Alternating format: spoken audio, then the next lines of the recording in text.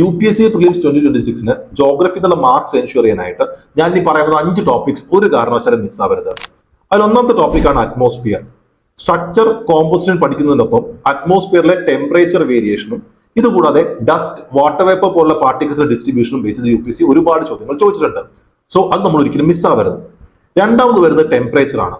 General temperature distribution പഠിക്കുന്നതിനൊപ്പം solstices, especially summer solstice, അതേപോലെ തന്നെ ഐസോതേം, എസ്പെഷ്യലി ജാനുവരിയിൽ ഐസോതേം UPSCയുടെ ഫേവറേറ്റ് ഏരിയ ആണ്. ഇത് രണ്ടും നമ്മൾ ഒരിക്കലും മിസ്സാവരുത്. ഇനി മൂന്നാമത് വരുന്നത് ഇന്ത്യൻ ജോഗ്രഫിയിലെ റിവേഴ്സ് എന്ന് പറയുന്ന ടോപ്പിക്കാണ്.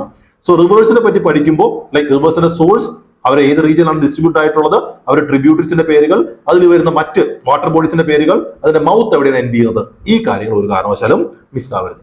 ഇനി നാലാമത് വരുന്നത് സോയിൽസ് ആണ്.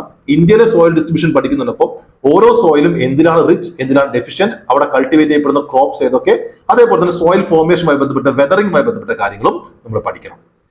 അഞ്ചാമതായിട്ട് ഈ വർഷവും മാപ്പ് ബേസ്ഡ് ക്വസ്റ്റ്യൻസ് നമുക്ക് എക്സ്പെക്ട് ചെയ്യാം. ഇന്റർനാഷണൽ റിലേഷൻസ് വരുന്ന സ്ഥലങ്ങളും രാജ്യങ്ങളും അല്ലാതെ സ്റ്റാറ്റിക് ആയ ജോഗ്രഫിക്കൽ ഫിസിക്കൽ ഫീച്ചേഴ്സ് ബേസ് ചെയ്ത ചോദ്യങ്ങളും നമുക്ക് പ്രതീക്ഷിക്കാം. അപ്പോൾ ഇനി വരുന്ന നിങ്ങളുടെ 17 days ഓഫ് പ്രിപ്പറേഷനിൽ ഈ 5 ടോപ്പിക്സ് ഒരു കാരണവശാലും മിസ്സാവരുത്. All the best.